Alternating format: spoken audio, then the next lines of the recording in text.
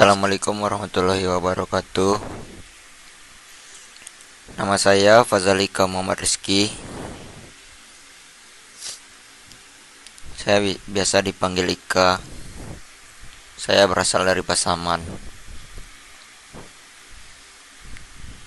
Saya berkuliah di Universitas Bung Hatta, Fakultas Ekonomi dan Bisnis.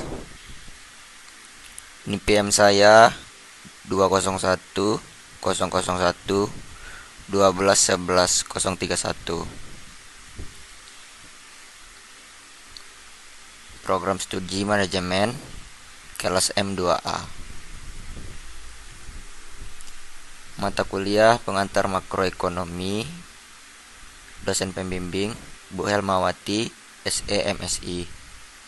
Baiklah, gak usah lama-lama lagi. Saya akan membacakan PPT saya pada bab 4, keseimbangan ekonomi dua sektor. Kita masuk ke pendahuluan.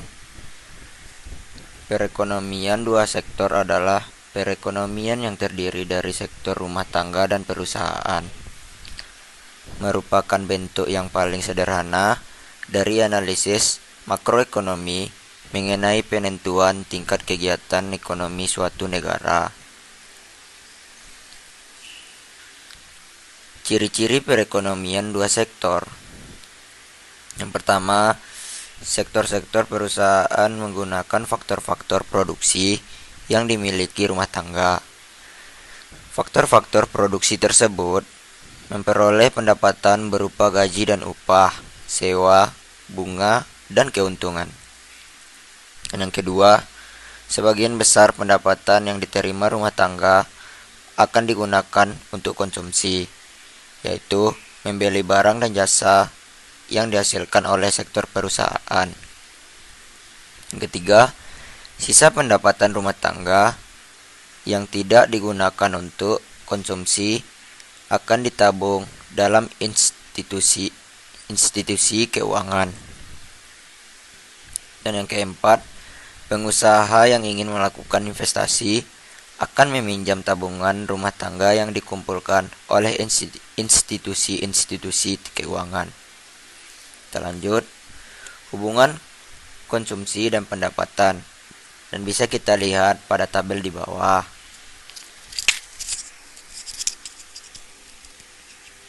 Kita lanjut, terangan pada pendapatan yang rendah rumah tangga mengorek tabungan.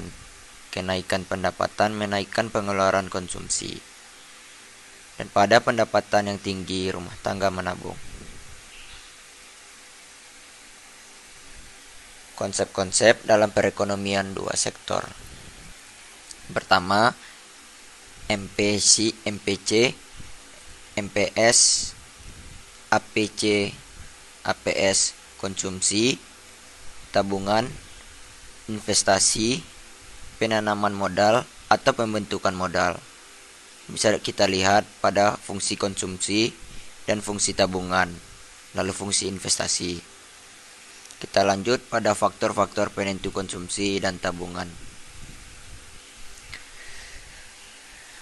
Yang pertama, tingkat pendapatan rumah tangga. Dan yang kedua, kekayaan yang telah terkumpul. Modal. Bisa kita lihat pada fungsi konsumsi dan fungsi tabungan, lalu fungsi investasi. Kita lanjut pada faktor-faktor penentu konsumsi dan tabungan. Yang pertama, tingkat pendapatan rumah tangga. Dan yang kedua, kekayaan yang telah terkumpul. Yang ketiga, suku bunga, sikap berhemat, keadaan perekonomian, distribusi pendapatan, tersedia tidaknya dana pensiun yang mencukupi. Kita lanjut pada penentu tingkat investasi.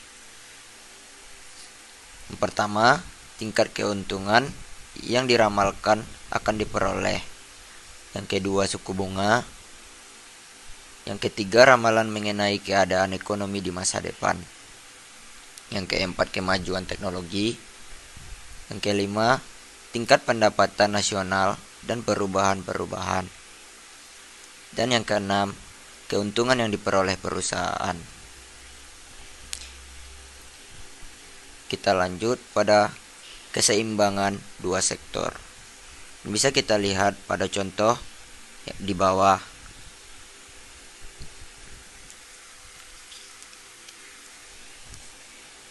Kita lanjut ke slide berikutnya. Keterangan keadaan ekspansi pengeluaran agregat dalam kurung buka kurung AE tutup kurung lebih besar dari pendapatan nasional. Kelebihan permintaan tersebut akan menggalakkan para pengusaha menambah produksi mereka dan pendapatan nasional bertambah tinggi. Keadaan seimbang dan keadaan kontraksi. Pada pengeluaran agregat lebih kecil dari pendapatan nasional. Buka kurung Y tutup kurung. Produksi barang-barang yang melebihi permintaan tersebut akan mendorong perusahaan-perusahaan untuk menurunkan kegiatan mereka. Pada analisis pendapatan nasional dalam perekonomian dua sektor.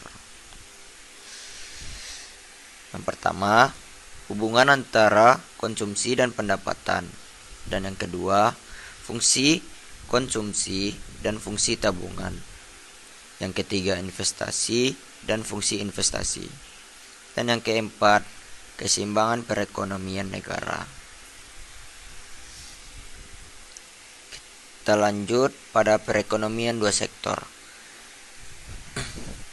Yang dimaksud dengan perekonomian dua sektor yaitu perekonomian yang terdiri dari sektor rumah tangga dan perusahaan. Diasumsikan tidak terdapat kegiatan pemerintah maupun perdagangan luar. Bisa kita lihat pada gambar di kanan. Kita lanjut. Diagram alir perekonomian dua sektor. Bisa kita lihat pada gambar di bawah.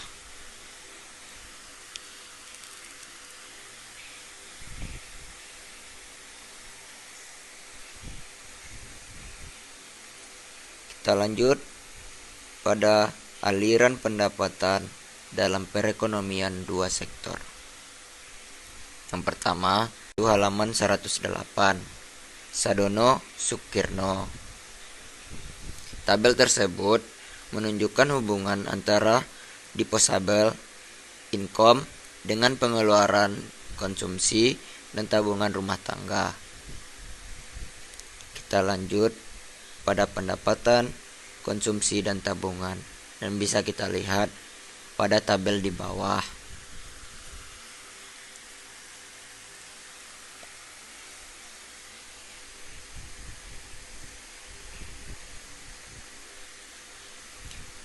Kita lanjut keterangan. Yang pertama, pada pendapatan yang rendah, rumah tangga mengambil tabungan. Ini berarti rumah tangga harus menggunakan harta atau tabungan masa lalu untuk membiayai konsumsi. Yang kedua, kenaikan pendapatan menaikkan pengeluaran konsumsi. Sisa pertambahan pendapatan ditabung. Yang ketiga, pada pendapatan yang tinggi, rumah tangga menabung. Kita lanjut pada kecondongan mengkonsumsi.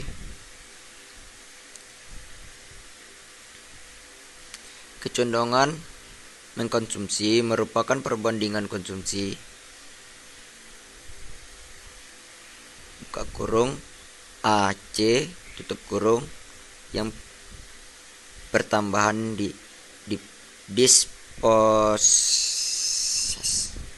diperoleh.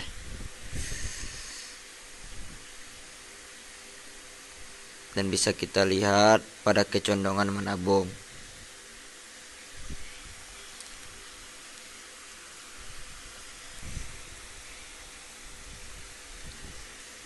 Kita lanjut pada fungsi konsumsi dan tabungan.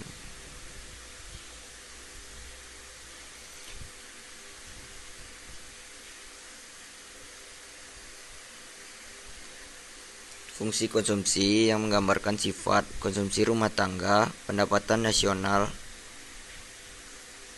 Fungsinya adalah, bisa kita lihat, fungsi tabungan. Kita lanjut pada investasi dan fungsi investasi. Pengertian investasi. Investasi sering dikenal dengan nama penanaman modal. Investasi merupakan komponen kedua yang menentukan pengeluaran agregat. Investasi merupakan pengeluaran atau pembelanjaan penanam modal atau perusahaan untuk membeli barang-barang modal dan perlengkapan produksi untuk menambah kemampuan memproduksi barang dan jasa yang tersedia.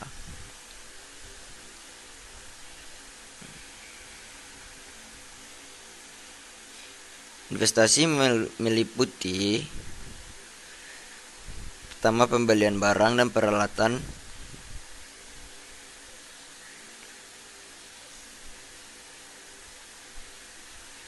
di berbagai jenis industri. Yang kedua, penggantian barang didepresiasikan. Kita lanjut pada faktor penentu investasi. Yang pertama, tingkat keuntungan yang diramalkan akan diperoleh. Yang kedua, suku bunga. Yang ketiga, ramalan mengenai keadaan ekonomi. Investasi merupakan pengeluaran atau pembelanjaan penanam modal atau perusahaan untuk membeli barang-barang modal dan perlengkapan produksi untuk menambah kemampuan memproduksi barang dan jasa yang tersedia.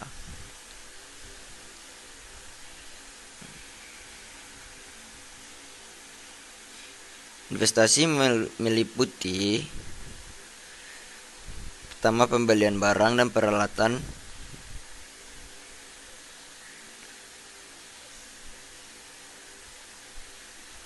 di berbagai jenis industri. Yang kedua, penggantian barang didepresiasikan. Kita lanjut pada faktor penentu investasi. Yang pertama, tingkat keuntungan yang diramalkan akan diperoleh. Yang kedua, suku bunga. Yang ketiga, ramalan mengenai keadaan ekonomi di masa depan. Yang keempat, kemajuan teknologi. Yang kelima, tingkat pendapatan nasional dan perubahannya. Dan yang keenam, keuntungan yang diperoleh perusahaan-perusahaan. Kita lanjut pada fungsi investasi. Fungsi investasi merupakan fungsi yang menunjukkan hubungan antara tingkat investasi dan tingkat pendapatan nasional. Fungsi investasi otonomi merupakan investasi yang besarnya tetap atau jenis investasi yang tidak terpengaruh dengan besarnya pendapatan. Investasi terpengaruh merupakan investasi yang besarnya dipengaruhi oleh besarnya pendapatan nasionalnya. Semakin tinggi pendapatan nasionalnya, semakin tinggi investasinya. Kita lanjut pada keseimbangan perekonomian negara.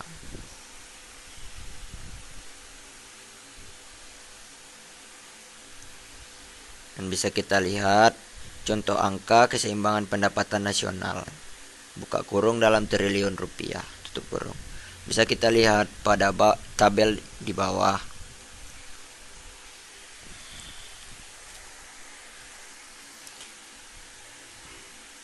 Kita lanjut pada pendekatan aljabar. Persamaan pertama, Y sama dengan C tambah I. Y sama dengan 90 tambah 0,75 Y tambah 120. Y sama dengan 0,75 Y sama dengan 210. Y sama dengan 210 atau 0,25. Lalu Y sama dengan 840. Dan persamaan kedua, S sama dengan I. Min 90 tambah 0,25 Y sama dengan 120. 0,25Y sama dengan 210. Kita lanjut pada latihan 1. Diketahui sebuah fungsi konsumsi C sama dengan 500 tambah 0,8Y dan investasi otonomi negara tersebut sebesar 750. Tentukan pendapatan nasional pada keseimbangan. Selanjutnya, apakah yang terjadi apabila pendapatan nasional buka kurung Y tutup kurung? Apakah yang terjadi apabila pendapatan nasional buka kurung Y tutup kurung tersebut sebesar 3.500 buka kurung ekspansi, seimbang atau kontraksi tutup kurung. Kita lanjut pada soal yang kedua. Diketahui perekonomian pada suatu negara tertentu memiliki data seperti di bawah ini. Buka kurung, angka-angka dalam miliar rupiah, tutup kurung. C sama dengan 150 tambah 0,6 YD. I sama dengan 40, G sama dengan 60. Dan T sama dengan 0,15Y, X sama dengan 50, M sama dengan 0,15Y. A. Tentukan besarnya keseimbangan pendapatan nasional jika negara tersebut menganut perekonomian dua sektor dengan menggunakan pendekatan Y sama dengan AE dan pendekatan suntikan bocoran. Dan soal yang ketiga, dalam perekonomian, dua sektor fungsi konsumsi adalah C sama dengan 10 tambah 0,8Y. Seterusnya, dimisalkan jumlah investasi yang akan dilakukan pengusaha adalah 30 buka kurung triliun rupiah tutup kurung. Berdasarkan pemisalan-pemisalan di atas, lengkapilah tabel berikut. Buka kurung angka-angka dalam triliun rupiah tutup kurung. Dan bisa kita lihat pada tabel di bawah. Sekian dulu dari saya. Kalau saya ada salah, saya mohon maaf. Saya ucapkan terima kasih. Assalamualaikum warahmatullahi wabarakatuh.